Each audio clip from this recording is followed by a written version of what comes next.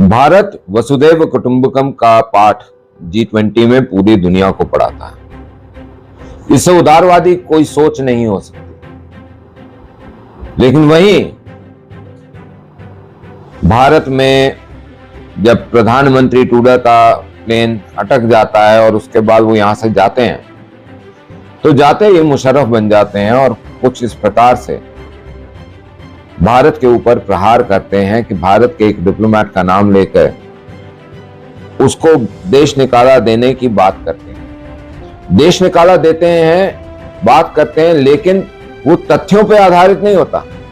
Probably, assume या लगता है, हियरसे पे बिना सबूत के उन्होंने ये कार्रवाई करी। लेकिन इसके पीछे क्या वजह है उसको समझना अनिवार्य है। जस्टिन ट्रूडो की पार्टी इस समय खालिस्तानियों की गिरफ्त में है। खालिस्तानी विचारधारा के लोगों से, जो भारत के लगभग 2 मिलियन 2.5 मिलियन लोग वहां रहते हैं, भारतीय मूल के, उनमें से बहुत सारे पंजाब से हैं और सिख हैं। वो लोग हैं जो खालिस्तानी विचारधारा से ग्रस्त हैं। ऐसे लोग जैसे मान साहब हैं, जो मेंबर पार्लियामेंट, उन्होंने जिनको नकली शरणार्थी बना के भेजा है, और जिस व्यक्ति का नाम लेकर वो बोल रहे हैं कि वो कनेडियन सिटीजन था, उसका भी अपना इतिहास है। वो खालिस्तान टाइगर फोर्स जो थी उसका सेल्फ स्टाइल कमांडर था निज्जर एक डेजिग्नेटेड टेररिस्ट था। उसका कोई धर्म नहीं, उसका कोई मजहब नहीं और उसका कोई दीन ईमान नहीं। ये अलग बात है कि आज खालिस्तान की डिमांड कनाडा में भी उठने लग गई है कि खालिस्तान वहां भी बने। मैं उसको भी सही नहीं मानता, क्योंकि किसी भी राष्ट्र के अंदर जब आप पनाह लेते हो या किसी राष्ट्र के अंदर आप होते हो, तो आप उसको विखंडित करने की, उसको तोड़ने की बातें नहीं करते। आपकी देशभक्ति जहां जिस मट्टी पे रहते हो उसके साथ होनी चाहिए। लेकिन चंद एक फैक्ट्स जो हैं हिस्टोरिकल और अभी के, वो मैं आपको इस वीडियो में बताना चाहता हूं, क्योंकि जरूरी है कि इस विषय को, जब हम बात अब होगी इस विषय पे, तो उस विषय को समझने के लिए उसके मुख्य बिंदुओं को समझना जरूरी है। हम जाते हैं 1982 में। 1982 में जब जस्टिन ट्रूडो के पिताजी प्रधानमंत्री थे, तब भारत ने कनाडा से बब्बर खालसा आतंकवादी तलविंदर परमार का हैंड ओवर करने के लिए, एक्स्ट्राडाइट करने के लिए रिक्वेस्ट करी थी और उन्होंने मना कर दिया। जस्टिन ट्रूडो के पिताजी ने बब्बर खालसा आतंकवादी तलविंदर परमार को सौंपने से मना कर दिया। अब बब्बर खालसा का नाम क्यों आ रहा है वो भी समझना जरूरी है, क्योंकि बब्बर खालसा और भिंडरांवाले की जो आपसी रंजिश है, उसके बिना 1984, उसके बाद पंजाब का आतंकवाद और उसके साथ श्री हरमंदिर साहब के अंदर एक्शन जो लिया गया, उन सबको और इंदिरा गांधी की मौत को India's External Affairs Minister issued a strong-worded statement today. Frankly, to us, we are at a loss to understand, other than the requirements of vote bank politics, why anybody would do this. I think there is a larger underlying issue about the space which is given to separatists, to extremists, to people who advocate violence, and I think it's not good for the relationship. And I think Indira Gandhi के कत्ल को आप नहीं समझ पाएंगे। इंदिरा गांधी ने क्यों जरनैल सिंह भिंडरांवाले को खड़ा करा? To vote Bhindranwale, Kamal Nath said that we wanted to recruit a very high profile, high sounding and Khadku type of sant which could do our bidding. So we interviewed 2 sons. One sant was a very docile person, but Bhindranwale footed our bill. And he also tells Kuldeep Nair that we used to send money to him also. Ultimately, and again, so Kamal Nath, Congress sent money to Bhindranwale. Kamal Nath and Sanjay Gandhi and all this combined, this group one, which is led by Operation One people. उसके opposition में क्यों Babbar Khalsa start हुआ? ये भी एक पूरे एक बड़ा विषय है जिसके ऊपर आपको सोचना चाहिए, पढ़ना चाहिए। तो अब ये होता है कि जस्टिन उस समय 1982 में जब ये डिमांड रखी जाती है, तो डिमांड रखने के बाद मना कर दिया जाता है, और मना करते ही 1985 के अंदर कनाडा की हिस्ट्री में सबसे बड़ा एक आतंकी हमला कह लीजिए, एक किलिंग समझ लीजिए, वो भारत का एयर इंडिया का विमान कनिष्क का बम ब्लास्ट होता है। कनाडा से हवाई जहाज उड़ता है और आयरलैंड से पहले कहीं पे उसमें विस्फोट करा जाता है और 329 जाने खत्म। उस पे भी उन 329 जानों की कोई भरपाई नहीं हुई और कनाडा का उस समय का प्रधानमंत्री ट्रूडो जो था वो चुप बैठा रहा, इसी ट्रूडो का पिता। तो ये हिस्टोरिकल कनेक्शन जो है ये आपको समझना चाहिए। अच्छा, जो इन्होंने कैनेडियन लोगों ने, कैनेडियन ये ट्रूडो ने जिसको निकाला है जो डिप्लोमेट को, वो एक आईपीएस ऑफिसर है, पंजाब कैडर के हैं। तो पवन कुमार राय जी हैं जिनको निकाला है, और उनका इतिहास रहा है कि वो एंटी टेररिस्ट और एंटी ड्रग्स में बहुत काम करा है उन्होंने, और उनको ड्रग्स का एक बहुत बड़ा दुश्मन माना जाता है। तो क्यों निकाला गया है, क्या है, वो तो सामने आएगा ही, वो रिपोर्ट तो देनी पड़ेगी। लेकिन बहरहाल एक जो कैनेडियन डिप्लोमेट है उसको भारत ने भी निकाल दिया, जो वहां की इंटेलिजेंस का हेड है, क्योंकि वो यहाँ पे बैठा हुआ इंटेलिजेंस में, उसके ऊपर नजर तो थी, तो वो इन खालिस्तानियों के संपर्क में, जो यहाँ पे उनके लोग हैं उनके संपर्क में रहता है और उनको रसद पहुंचाता है। जस्टिन ट्रूडो आज भारत विरोधी बातें जो कर रहा है उसकी भी एक परिदृश्य है, उसकी भी एक हिस्ट्री है, और वो हिस्ट्री दो जगह से कनेक्ट होती है। एक तो वोट बैंक पॉलिटिक्स खालिस्तानियों की, और उसको चलाते संभालते आईएसआई वाले। दूसरा ओपन सोसाइटी का लेखा जोखा, ओपन सोसाइटी का काम धाम, जॉर्ज सोरोस और जस्टिन ट्रूडो की घनिष्ठता, यह भी बहुत जरूरी बात। लेकिन उससे इंपॉर्टेंट यह है कि एक बारी आपको यह प्रकरण समझना पड़े कि ये जो निज्जर था ये कनेडियन बना कैसे। And this question of him acquiring Canadian citizenship, specially वो लोग जो इसको अमेरिका और कनाडा में देखें उनके लिए है। ये सवाल पूछने वाले हैं, और वो सवाल क्या है वो सुनिए। निज्जर रवि शर्मा के नाम पे फर्जी पासपोर्ट और गलत पहचान उपयोग करके 1997 में टोरंटो हवाई अड्डे पे गिरफ्तार करा था। क्या यह तथ्यात्मक रूप से सही है या गलत?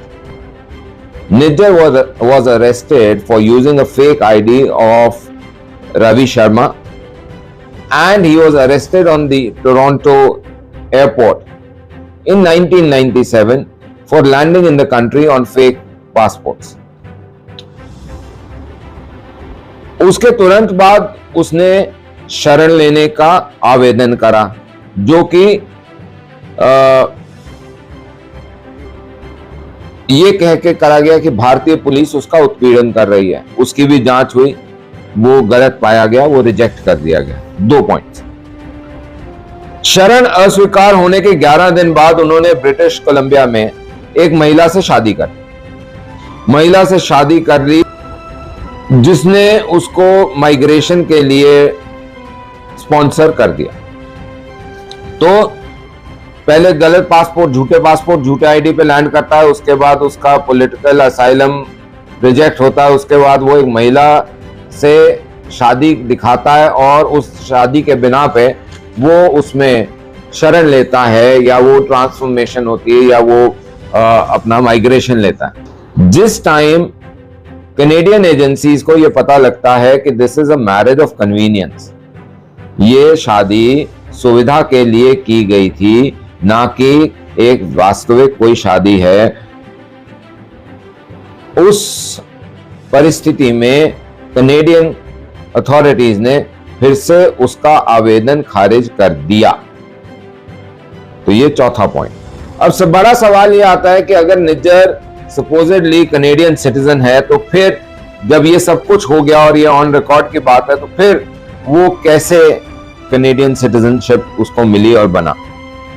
क्या कनाडा की सरकार भारत में डेजिग्नेटेड आतंकी को पाल रही थी, बड़ा कर रही थी? क्या कैनेडियन सरकार ये मानने को तैयार है कि एक देश का डेजिग्नेटेड टेररिस्ट जो है उसको वो हार्बर कर रही है, जबकि अपने आप फ्रीडम ऑफ स्पीच, डेमोक्रेसी का पाठ दुनिया को बोलते हैं? तो ये भी बहुत जरूरी एक विषय। हम ये नहीं भूल सकते कि खालिस्तान टेररिस्ट फोर्स को या खालिस्तान टाइगर फोर्स जिस तरह से ये बोलते हैं, उसका अध्यक्ष निज्जर को बनाया गया और वहां से उसका ऑपरेशन केटीएफ का ये संभाल रहे। इनका आपस का भी गैंग्स का बहुत एक विषय चल रहा था, जो कि आपके सामने ये तस्वीर लाता है, और उस तस्वीर में जो व्यक्ति है वो ये क्लेम करता है फेसबुक के माध्यम से कि मैंने निज्जर को मारा। तो फिर भारत सरकार के ऊपर क्यों आरोप? 18 जून 2023 को इस आतंकवादी की किसी गैंग वॉर से सिचुएशन में मृत्यु हो जाती है गोली लग के, जिसका आरोप डाला जा रहा है भारतीय तंत्र पे, सुरक्षा तंत्र पे, सरकार पे। कनाडा की सरकार को यह बताना चाहिए कि एक महिला है करीमा बलोच ह्यूमन राइट्स के लिए काम करती हैं। उनको कुछ दिन पहले, जो कि कैनेडियन सिटीजन है, कनाडा में मार दी गई, आईएसआई द्वारा मरवाई गई। तो उनके लिए तो ना टूडर साहब कुछ बोले ना दूसरे कुछ बोले, बहुत ज्यादा वोट नहीं होंगे ना। अब मैं आपको इस परिस्थिति में दूसरा एंगल देता हूं। दूसरा एंगल जो जरूरी है लेना वो ये है कि इस समय इन सभी के ऊपर शिकंजा जो भारत विरोधी, जब से ये सरकार पलटी है 2014 के बाद नई सरकार आई, उसने इनको आइडेंटिफाई करना शुरू करा और इनके ऊपर एक्शन लेना शुरू करा। चाहे वो पाकिस्तान में हो, अफगानिस्तान में हो, कहीं पे भी हो, भारत के दुश्मनों को चुना जाता है और उनके बारे में संज्ञान लिया जाता है कि क्या कर रहे हैं, क्या नहीं कर रहे, और कुछ प्रभु की ऐसी कृपा रहती है कि उनके साथ कुछ ना कुछ हो जाता है। आज कुछ पॉलिटिकल पार्टीज इसको हिंदू और सिख बनाने की कोशिश कर रही है, स्पेशली शिरोमणि अकाली दल। मैं एक सुबह डिबेट में भी था उनके साथ, उसमें उनके जो स्पोक्स पर्सन है वो बार बार इसको हिंदू सिख का विषय बना रहे। देखिए, सबसे पहले तो ये अलग होना के बाद जो है ना, ये अलग बिल्कुल दिमाग से अलग कर दीजिए, क्योंकि हिंदू सनातनियों के परिवार में से बड़ा बेटा सिख बनता था।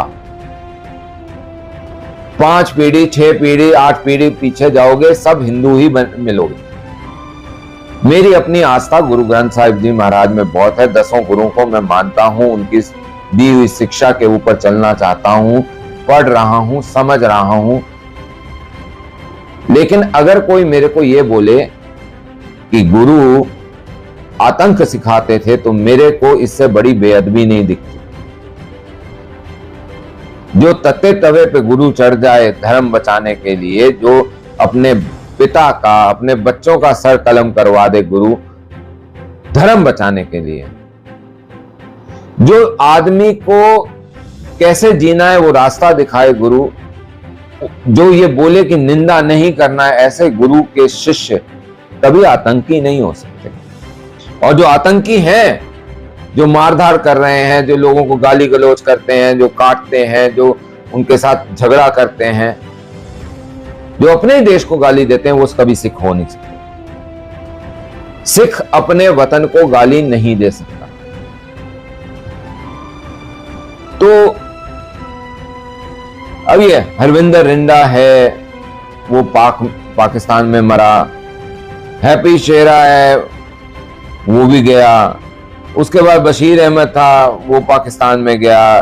परमजीत पंजवार था, वो पाकिस्तान में गया। खालिद रजा था, वो पाकिस्तान में गया। अवतार कांडा था, वो ब्रिटेन में गया। अजीज अहमद और सैयद नूर था, वो अफगानिस्तान में, और निज्जर कनाडा में। बट ये कुदरत है। उसके साथ साथ एक और चीज समझने की कोशिश करिएगा कि इस पूरे प्रकरण के साथ साथ गुरपंत सिंह पन्नू का एक और वीडियो सामने आता है, जहां वो कनाडा में बैठ के खुले तौर से दो चीजें कर रहा है। भारत को धमकी देना एक अलग बात है। वो कुत्ता जो है, वो गुरु का सिख नहीं है, उसने केस काटे हुए हैं, वो कोई मर्यादा फॉलो नहीं करता। Canadian Hindus, you have repudiated your allegiance to Canada and Canadian Constitution. Your destination is India. Leave Canada, go to India. Pro-Khalistan Sikhs have always been loyal to Canada. They have always sided with Canada and they have upholded the laws and the Constitution. On October 29th, Shaheed Nijjar Kill India referendum is happening in Vancouver. I urge all Canadian Sikhs to be in Vancouver on October 29th to vote on His Indian High Commissioner Verma, responsible for the assassination of Nijjar. You have to come. तो वो वहां बोलता है कि यहां से Hindu Canada में से भाग जाए। तुम्हारे बाप का घर है क्या कनाडा? वहां की सरकार, वहां का कॉन्स्टिट्यूशन कुछ नहीं है।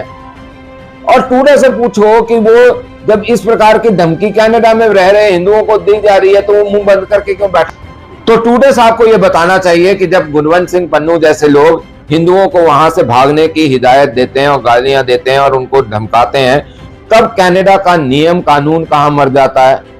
तब कनाडा की इज्जत और कैनेडियन वे ऑफ लाइफ कहां जाता है? कल को किसी भी हिंदू के साथ वहां पे कुछ होता है, जस्टिन ट्रूडो क्या अपने आप जिम्मेवार होगा इसके लिए? बताएं। इनकी गोद में नाच रहे हो ना सर, तो बताओ तो सही, क्या गुरवंत सिंह पन्नू एक कैनेडियन सिटीजन है जो आप उसकी बकवास को बर्दाश्त कर रहे हैं किसी और के खिलाफ? आपकी वैल्यूज में है ना डेमोक्रेसी और सेकुलरिज्म, तो वो वैल्यूज कहां गई, कहां गायब हो गई? मैं आपको एक और दिखाता हूं, ये इनके पिताजी का समय का वीडियो है, कैसे 50,000 हिंदुओं को मारने की धमकी दी जा रही है। आपनु भरोसा दिवाना है, जिन्ना चेर तक 50,000 हिंदू असीं कतल नहीं कर देंदे, साह नहीं लभणगे। मैं आपनु भरोसा दिवाना है, जिन्ना चेर तक 50,000 हिंदू असीं कतल नहीं कर देंदे, साह नहीं लभणगे। खालिस्तान। और आप इनको सिख बोलेंगे, आप इनको गुरु के सिख बोलेंगे। ये वो लोग हैं जो भगवान को, जो गुरु नानक देव के हर सिख को, सिखी सिख को गाली दे रहा है। ये जो कथित रूप से अपने आप को वेशभूषा में दिखते हैं, कथित रूप से सिख कहलाते हैं, ये सिख नहीं है। ये गुरु की वाणी, गुरु के मार्गदर्शन को गाली देने वाले वो लोग हैं जो अपने आप को कहीं से सिख दिखाना चाहते हैं। आपको इनकी जो टूडर साहब हैं उनका मेंटल जो स्टेटस है वो समझाता हूं। जब टूडर मस्ट गो के नारे लग रहे हैं, ये वीडियो देखिए।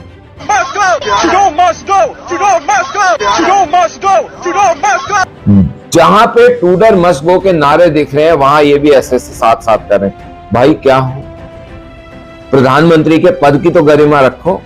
अगर जस्टिन ट्रूडो करता है एक बेवकूफाना हरकत, तो वहां की जो विदेश मंत्री हैं वो उससे कोई कम तो है नहीं, वो भी इसी प्रकार की भाषा बोल रहे हैं। लेकिन ये वीडियो में देख लीजिए। First and foremost, I would like to extend my condolences to the family and loved ones of Hardeep Singh Nijjar. The allegations that a representative of a foreign government may have been involved in the killing of a Canadian citizen here in Canada on Canadian soil is not only troubling, but it is completely unacceptable. If proven true, this would be a grave violation of our sovereignty and of the most basic rule of how countries deal with each other. We've been clear we will not tolerate any form of foreign interference. Since this was brought to our attention, we've been guided by 3 principles. The first one, we will seek the truth. The second one, we will protect Canadians at all times. And thirdly, we will protect Canada's sovereignty. I've conveyed these principles to my Indian counterparts, and I've also told him that we expect India's full collaboration to make sure that we get to the bottom of this. And as of today, and as a consequence, we've expelled a top Indian diplomat from Canada. लेकिन फिर भी मैं ये पूछना चाहूंगा, जब पुख्ता सबूत ना हो, आशंका के आधार पे आप डिप्लोमेटिक रिलेशन खराब करना चल पड़े हैं, तो आपकी डेस्परेशन एज अ पार्टी कितनी होगी?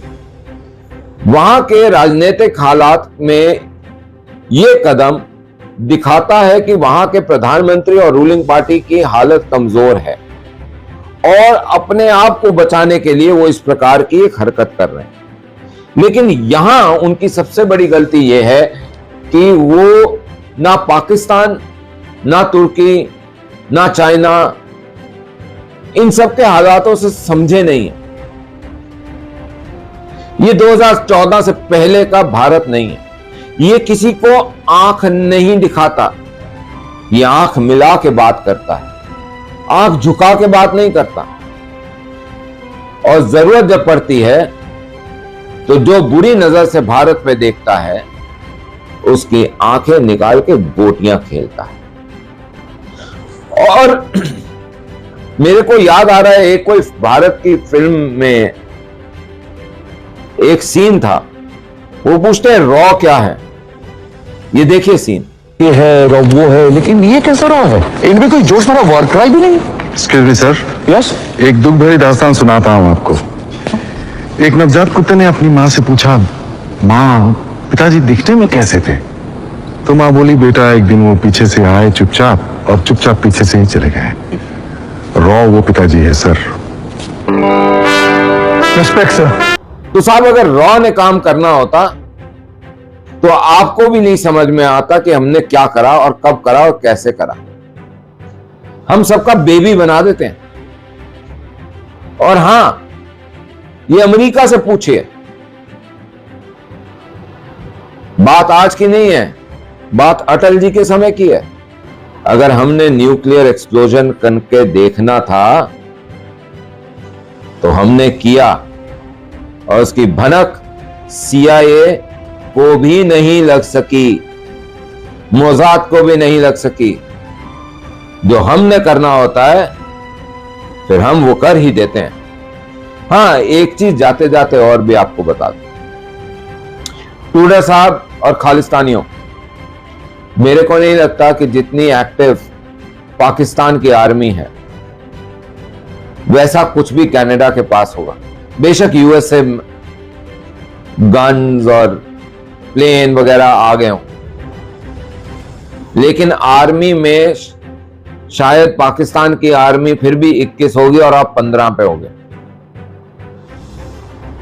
और आप ले रहे हो पंगा दुनिया की तीसरी सबसे मजबूत आर्मी के साथ, जिसके लिए दुनिया की नंबर 2 की आर्मी चाइना मुंह की खा चुका हुआ है। सिर्फ एक 62 की लड़ाई को छोड़ दो तो उसके बाद जब जब चाइना ने मुंह उठाया है तब तक जूते खाए हैं। तुम ये सोचो कि तुम्हारा हाल क्या हम कर सकते हैं, लेकिन हम कनाडा के साथ अच्छे रिश्ते चाहते हैं। हमारा अच्छा रिश्ता था आज तक, आगे भी रहेगा। किसी एक व्यक्ति के बेवकूफाना हरकत से पूरे देशों की किस्मत नहीं दोबारा से लिखी जाती। डिप्लोमेटिक तरीके से इसको हैंडल जरूर करा जाएगा, लेकिन कनाडा के लोगों से एक गुहार ये है कि मैं बहुत सारे वीडियो देखता हूं जहां पे कनाडा में लोगों के पास खाने को नहीं, बुरा हाल हो रखा है उसकी इकोनॉमी का। तो साहब काम धंधा करो, ये फजूल की चीजों में मत पड़ो, मर जाओगे। तुर्की का हाल देखो, पाकिस्तान का हाल देखो और कुछ सबक लो। अगर आपको ये वीडियो पसंद आई हो तो इसको जरूर लाइक करें, इसको शेयर करें, इस चैनल को सब्सक्राइब